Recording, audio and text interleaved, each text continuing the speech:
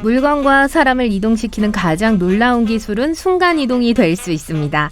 안타깝게도 가까운 미래에 텔레포트 기계를 볼 수는 없을 거예요. 하지만 우리는 도로와 공중에서 자동 조종 장치와 함께 완벽한 자율주행 자동차를 탈 수 있을 거예요.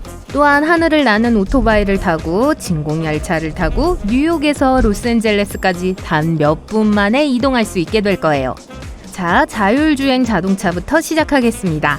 거의 모든 이러한 차량의 작동 원리는 동일해요. 자동차에는 카메라와 센서, 고정밀 지도, 도로 상황을 스캔하는 레이더가 있습니다. 공통 시스템은 이러한 기계를 통합합니다. 서로가 서로의 위치를 알고 있어 사고나 교통체증을 예방할 수 있죠. 물론 오늘날 자동 조종 장치가 장착된 자동차는 그다지 인상적이지 않습니다. 많은 사람들이 운전을 하죠. 하지만 지구상의 모든 차량이 공통 인공지능으로 통합되면 어떤 일이 일어날지 상상해보세요. 사람들은 교통체증을 영원히 잊을 거예요. 컴퓨터가 위험한 상황을 예측하고 예방할 겁니다. 하지만 사람들이 자동차를 운전하지 않는다면 도로에서 무엇을 할 수 있을까요? 개발자들은 승객 엔터테인먼트에 집중할 거예요. 자동차는 여행의 정확한 시간을 알려줄 수 있습니다. 정오에 정확히 도착해야 한다고요? 좋아요. 자동차가 의도적으로 속도를 늦추거나 높일 수 있어요. 진정한 전자비서로 변하겠죠. 음성 제어를 통해 회의를 하고 음식을 주문하고 영화를 선택할 수 있습니다. 운전석에는 미니 영화관, 게임 콘솔 또는 미니 냉장고가 있어요. 운전자와 소통하고 싶은 분들은 고급 인공지능과 대화할 수 있습니다. 하지만 물론 문제도 있을 거예요. 가장 큰 문제는 운전의 과도한 정확성입니다. 과학자들과 개발자들은 기계를 인간화하기 위해 노력하고 있어요. 여기에 예가 있습니다. 자동차가 번잡한 거리를 따라 운전하다가 길가에 서 있는 사람을 발견했다고 가정해보죠. 자동차의 내부 시스템은 상황을 빠르게 분석하고 그 사람이 도로에 발을 디딜 것이라고 판단합니다. 컴퓨터의 유일한 반응은 차를 세우는 거예요. 차가 속도를 늦추고 있습니다. 다른 차가 그 뒤에 멈췄어요. 첫 번째 차량이 위험한 상황과 교통체증을 일으켰어요. 그리고 그 남자는 길을 건너려고 하지도 않았어요. 그냥 거기 서서 친구를 기다리고 있었을 뿐이죠. 이 문제를 해결하기 위해 일부 회사의 개발자는 자동차에 음성을 장착했습니다. 즉, 그들에게 경적을 울리는 법을 가르쳤죠. 문제가 있는 상황에서 그러한 차량은 화난 운전자처럼 경적을 누를 거예요. 하지만 새가 날아서 지나가도 차가 속도를 늦출 수 있습니다. 여기서 경적 신호는 우리를 구할 수 없어요. 한편으로 인적 요인은 교통사고의 주요 원인 중 하나입니다. 반면에 사람은 상황을 훨씬 더 잘 분석하고 올바른 솔루션을 선택할 수 있죠. 자동 조종 장치를 사용하는 기계가 길가에서 히치하이킹하는 사람을 태우기 위해 멈출 가능성은 거의 없습니다. 그 사람이 문제가 생겨서 급히 그곳을 떠나야 하거나 뱀에 물려 병원에 가야 할 수도 있잖아요. 컴퓨터는 그걸 알 수 없습니다. 하지만 운전대를 잡은 친절한 사람은 차를 세우고 도움을 베풀겠죠. 세상에 교통체증이 없어지더라도 사람들은 도로 위든 공중이든 더 많은 것을 위해 노력할 거예요.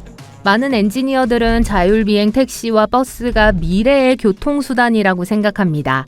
하지만 중력 동력 비행은 먼 미래에 나타날 거예요. 이러한 기계는 헬리콥터의 원리로 작동합니다. 자동 조종 장치가 장착된 세련된 소형 헬리콥터가 될 거예요. 우버나 다른 회사들이 이러한 기술에 투자하고 있으니 아마 곧 사용할 수 있을 거예요. 어떤 행사에 늦는다고 가정해 볼게요. 앱을 열고 가장 가까운 헬리콥터를 예약해요. 다음으로 많은 항공기가 주차되어 있는 옥상으로 이동합니다. 그러면 파일럿이 목적지에 맞는 주차장으로 안내해요. 그리고 거기에서 필요한 위치에 빠르게 도착합니다. 그리고 한 번에 많은 사람들이 같은 일을 한다고 상상해 보세요. 특정 기차역에 도착해서 날개가 달린 대형 버스에 탑승합니다. 버스는 이륙해서 긴 경로를 따라 여러분과 다른 승객들을 다른 도시로 데려다 주죠. 이 거대한 버스가 여러분을 우주로 데려다 줄 수 있다면 어떨까요? 자동차뿐만 아니라 오토바이에도 프로펠러가 장착될 거예요. 이미 한 명의 승객을 위해 설계된 호버바이크가 있습니다. 헬멧을 쓰고 작은 장치에 앉아요. 2025년에는 이러한 자전거를 5만 달러에 구입할 수 있습니다. 호버바이크는 비행 자동차와 달리 높은 높이로 이륙하거나 고속으로 가속할 수는 없어요. 하지만 미래에는 이 기술도 발전하겠죠. 에어택시와 자동조종 자동차는 공중이나 평탄한 도로에서만 작동합니다. 하지만 산악지형이나 늪지대가 있는 지역을 건너야 한다면 어떨까요? 현대자동차는 이러한 오프로드 지역을 위해 가장 멋진 SUV를 개발했습니다. 바퀴 대신 다리가 달려 있어요. 이 보행 차량은 어려운 구간을 최대한 편안하게 통과합니다. 각 다리에는 무릎이 있고 구부릴 수 있어요. 높은 언덕이나 화산 정상까지 갈 수 있습니다. 곧 상점이 여러분 쪽으로 올 거니까 쇼핑하러 갈 필요가 없어요. 도요타는 이미 어떤 상품이든 매장으로 바꿀 수 있는 특이한 자동차를 만들었습니다. 옷, 식료품, 장난감, 보석 등 무엇이든지요. 이러한 차량은 배달 서비스를 개선하고 여행하는 사람에게 더 많은 편안함을 제공할 거예요. 하지만 미래에 등장할 가장 놀라운 기술은 하이퍼루프입니다. 하이퍼루프는 공기역학 쿠션 위를 달리는 기차예요. 진공관 안에서 시속 1200km의 속도로 달리는 캡슐을 상상해보세요. 내부는 우주선 캡슐과 비슷합니다. 자리에 앉아 안전벨트를 매세요. 지금 여러분은 음속을 초과하는 속도로 가속하고 있어요. 하지만 객실 안에서는 이 속도를 느끼지 못하죠. 옆에서 이 열차를 보면 눈 깜빡이는 것보다 더 빠르게 지나갈 거예요. 이것이 바로 열차가 작동하는 방식입니다. 에어하키 아시죠? 경기장 곳곳에 있는 작은 구멍이 얇은 공기층을 방출하기 때문에 턱이 경기장 전체를 쉽게 통과할 수 있습니다. 턱은 경기장 자체에 닿지 않아요. 공중부양을 하죠. 마찰이 없기 때문에 경기장 주변으로만 이동합니다. 하이퍼루프도 비슷한 원리로 작동해요. 하지만 공기는 튜브가 아닌 캡슐에서 나옵니다. 따라서 캡슐의 벽과 터널 사이에 작은 거리가 나타나요. 그리고 전기 모터의 도움으로 열차가 움직이죠. 마찰력은 알아냈지만 공기 저항은 어떻게 될까요? 사실 아주 빠른 속도에서 공기가 매우 조밀하면 큰 물체는 빠르게 움직일 수 없어요. 말 그대로 공중에 충돌하기 때문에 속도가 제한됩니다. 일반 비행기는 빠른 속도를 내기 위해 공기 밀도가 훨씬 낮은 고도에서 비행해요. 그렇기 때문에 하이퍼루프는 파이프 내부에서 움직입니다. 이 파이프에서 공기를 펌핑하는 특수 장비는 이 경로의 특정 구간에서 작동해요. 하지만 완전한 진공 상태를 만들려면 많은 에너지가 필요하기 때문에 일부 공기는 여전히 존재할 겁니다.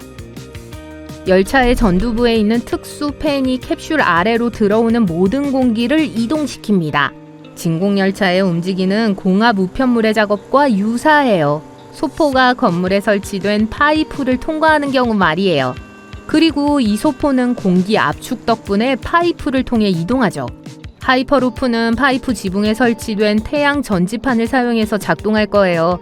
일론 머스크는 오랫동안 이 아이디어를 생각해왔지만 개발에는 몇 가지 어려움이 있습니다. 튜브와 캡슐 사이의 공기 간격은 항상 동일해야 해요. 파이프에 금이 가거나 부딪히거나 돌이 있으면 전체 구조가 파괴될 수 있죠. 만약 어딘가에서 작은 지진이 발생하면 어떻게 될까요? 하지만 엔지니어들이 이 기술을 개발한다면 로스앤젤레스에서 뉴욕까지 단 몇 분 만에 이동할 수 있을 거예요.